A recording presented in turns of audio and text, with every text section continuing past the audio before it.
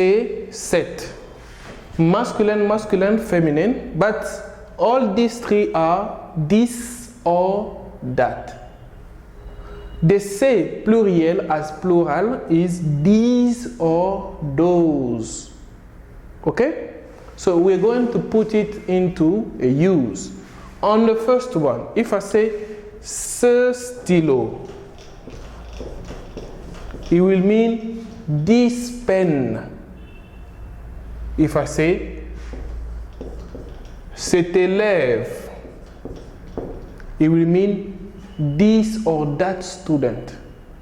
If I say cette femme, it will mean this woman. Okay? If I say ses parents, it will mean these parents or those parents.